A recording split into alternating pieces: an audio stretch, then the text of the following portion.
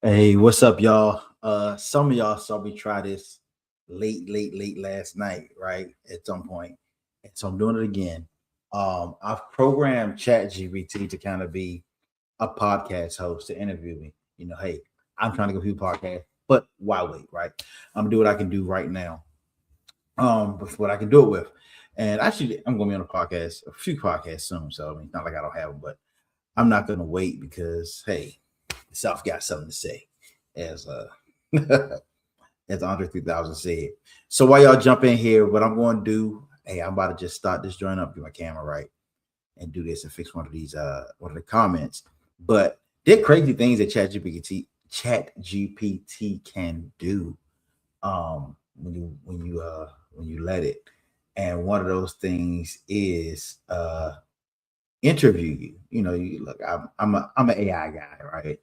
I don't purport myself to be an expert, but I'm probably better than like 90% of people out there that do this joint. So me and Rufus about to have a conversation. Who knows what this Bama gonna ask me? But I'm ready. I'm ready. I told it to be hard hitting. Let's say it threw some softballs. This time I said be hard hitting with it. So as soon as I say let's go, it's gonna start asking me questions. That's him right there in the bottom of the screen. If you see the bottom right, uh, my right, probably your right too, right? Yeah, probably both our rights. Um, so yeah, I'm gonna go ahead and do this joint. Give me 1 second so I get over there. Hope y'all filing. I love to know where y'all are reaching out from, y'all hear from, and all that good stuff. Um, so yeah, I'm a little nervous because I don't know what you'll ask me. All right, so what I'm supposed to say? Let's go. Let's go. All right, let's go.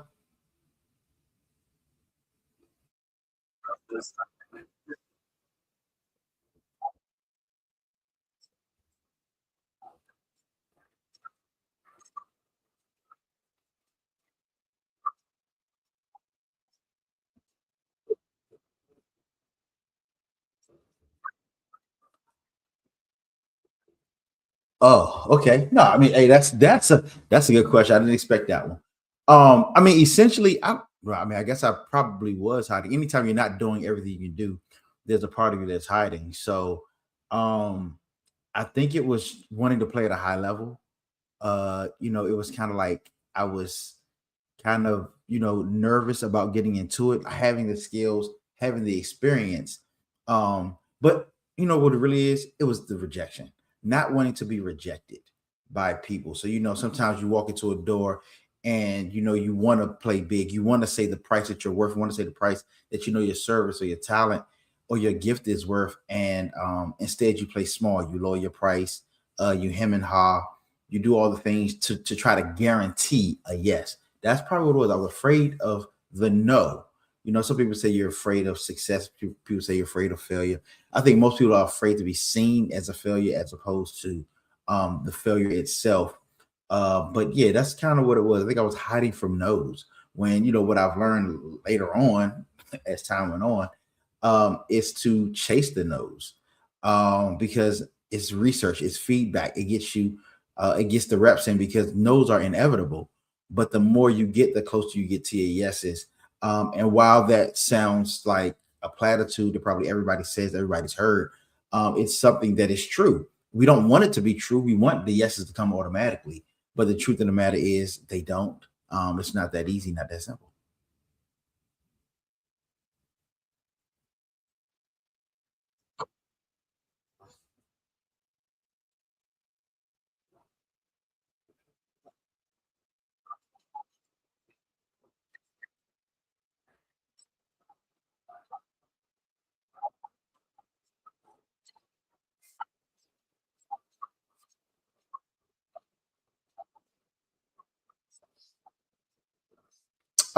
It's all of the above. Honestly, it cost me all of the above. Not only did it cost me more than anything, it did cost me money and relationships. As I talk about when I do a lot of my trainings, credibility is something that people get after they know who you are. But a lot of times we don't walk in with that. We want to lead with our resume. We want to lead with what everybody else has, as opposed to leading with with authority. You know, I talk about authority all the time. And so that invisibility, it had me undercharging. It had me afraid to charge my worth, to charge what I thought I should have, and be able to get what I wanted, you know, in business, because nobody gets into, hopefully, nobody gets into business just to, you know, throw away money or to just waste their time. They really get into it to be able to make money and to grow. And so, it was, playing really, really, really small, because I wasn't the person that people wrote the book on it. So how I help my clients now is I encourage everybody who comes across my desk to write a book. I've even created ways, and in my authority experience, which of course, as you see the link across the bottom, that you can get that book faster than you ever thought. But it's the thing that makes you a authority. I often talk about Barack Obama. I was a political science major at the greatest university on the planet, Hampton University, my home by the sea, as a political science major. Now, the truth of the matter is, if you're a political science major, you're supposed to know politicians, and we did. I did, because I was a political strategist even at the time, in school. And in 2004, I had never heard of Barack Hussein Obama. Never heard of him in my life. Now, 4 years later, he was president of the United States of America. Why? Because he started with a book. The book put him out there. I tell people all the time, what we really can't forget about is the God of the universe himself. Of course, he has his name, he has his power, he has all these things. But when it comes to establishing his authority, it was written down every single time. The Ten Commandments written down, right? All throughout the scriptures, when he wanted to give a warning to Babylon, hey, Ine Mene Tekel Perish, that was written in fire on the wall. Like all these things, it's every time it has to be written. 2,000 years later, after his son's birth, and death, we get all that. It's in the book, right? When people wanted to manipulate, what do? They manipulate the pages. They don't just manipulate what's being said. They manipulate the pages, because that's where the authority lies. And so helping my clients to understand and see that the authority is what puts you in position for people to believe you, right? I tell people all the time, writing your book is godly. Because if God had to do it to establish his authority, and as he is, so are we in his world, what choice do we even have?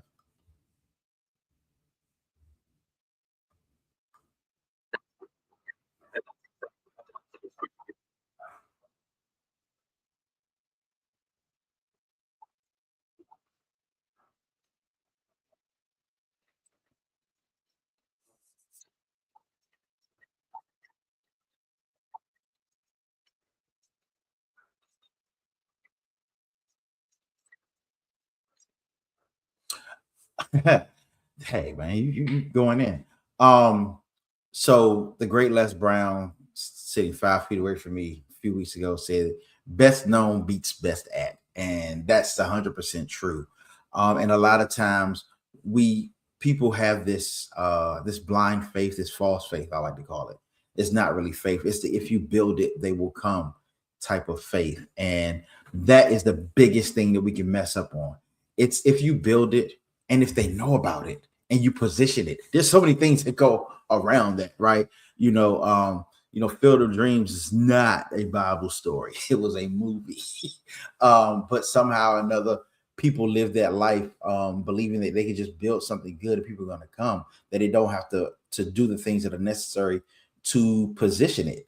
And that's something that I messed up on as well. I mean, all the experience that I had, being an SME for the United States Treasury, for this strategic plan, helping to get Detroit Public Schools out of receivership, all these things that sit on my resume, the logos that go on my presentations and all that type of stuff, the as seen on TVs, the many books that I read, the degree that I have, all of that means nothing if it's not positioned correctly. And we sit and we think that just posting online, everybody posts online, and so people get 3 seconds at most on your online thing. Even going live, things like this, they're good to do, but it all has to be positioned. You got to be more findable. You got to be, position yourself. Again, that's why I kind of push the book. I'm never going to stop doing that. And it's a business card on steroids. It's the sales letter that you never have to present. It's a sales presentation you never have to present. So yeah, I mean, like they don't, but people don't buy from the best. I mean, think about it. Um, Not to get too political, but I don't think a lot of people think that the person in the office is in the president's office is the best for the job, but he's the one who positioned himself the best, and so he got in there, right? So I mean, at the risk of offending somebody, like you got to understand if and how many books does he have out, right?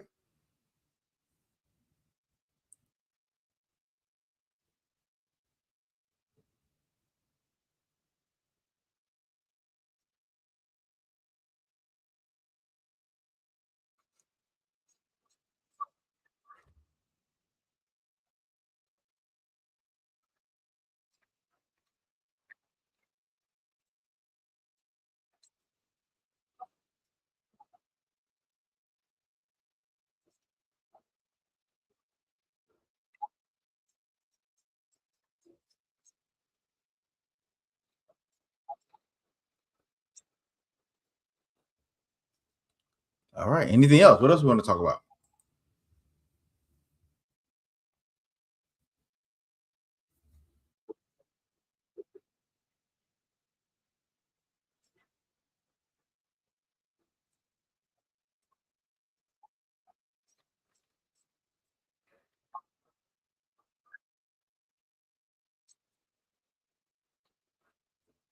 I mean, sure. I still got more time if you want.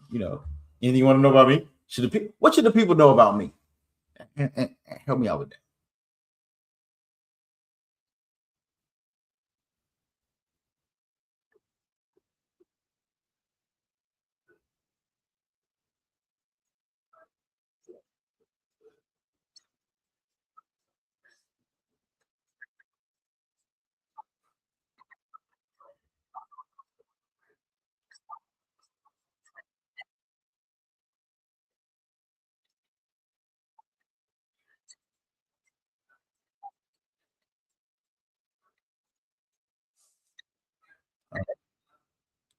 Okie doke. All right. Well, thanks a lot.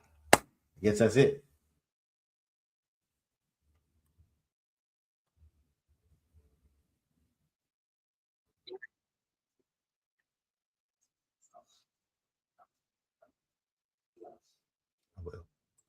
So, so as y'all can see, it's kind of how it works, right? So that was cool. I actually enjoyed that a lot. Yeah. So if y'all have any questions, comments, concerns, metaphysical speculations, please feel free to drop them in the comments and all that good stuff. Reach out to me. We are next week from the 11th. I mean, sorry, today's 11th.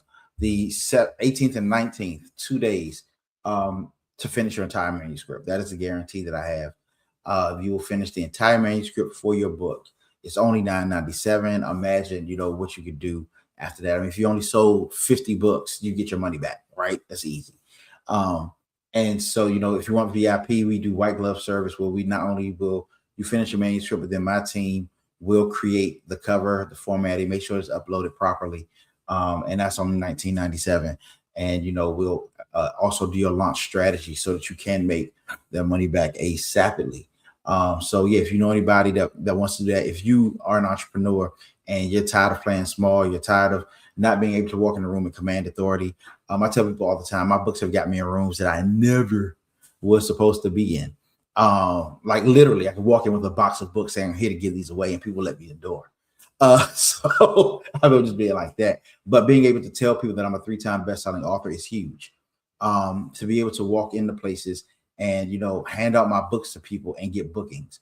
To be able to go to schools and be on their budget year after year after year because I have a book. Like I'm trying to tell you, like there's no better feeling, there's no better situation than that. So I want to encourage you, if you are on the fence about it, like really get off the fence, like jump on the side. Like I'm telling you, I wish that I could tell you what was on the other side of this. um I know sometimes we hesitate, right? But whatever you do, don't hesitate, because when you hesitate, that's how you kind of like everything after that hesitates too, right? So you don't want to be behind the eight ball. You want to move fast because it does something inside of you. You don't want to wait till the last minute, because then you kind of like jumping in scared. But what happens is once you make that investment, you invest at the speed and level that you want results. And so when you do that, it comes back to you the same way. So quickly, move quickly, get those things done the way that you want to get them done, so that you can be in a position to be going into 2026 as an author. Think about that. And to see, I know a lot of folks have that as their being an author, writing a book or something like that. They have that as one of their 2026 goals. Alex Hormozy said it the best that he posted the other day, and I posted it on my timeline. He said one of the biggest ways to fail at your 2026 goals is to wait until 2026 to start doing them. Because what happens is at that point, you're beholden to the calendar. Like, remember, as an entrepreneur, as a thought leader, as somebody who is, stepping on the forefront, independence is important. Being the one to make the move is important. We can't be normal. Normal people wait for a calendar date to do something. Leaders set the timeline on their own. Like, yes, sometimes, if you got people with you, you have to, basically like say, y'all, we're going to do our annual planning so that January 1st, 2026, we can do that. We can, go in this direction. They need that because they're following you. See, but even before you get there, you need to be planning and doing and having things in place so that January 1, they can start to move, right? That's what leadership is. That's what it does. And if you want your bank account to begin to do the things in 2026 that you want, you can't wait till 2026 to start it. Like, being beholden to a calendar opens the door for procrastination, opens the door for excuses, opens the door for everything, because it's like, oh shoot, I didn't get it done this month. Like, that's why people quit in February. But yeah, there's a lot that I could say. Again, if you have any questions, comments, concerns, speculations, please drop them in the comments. Reach out to me. The DMs are wide open. I'm here to work with you, to help you. We got a bunch of stuff going on towards the end of the year. We got 20, how many days? 30 days, 20 days exactly until the end of the year. I'm going to be doing my 8 crazy deals for Hanukkah coming up. Pay attention, look out for those. Like, subscribe, do all the good stuff, man. But I'm really glad to have y'all here to be a part of what I'm doing. Peace.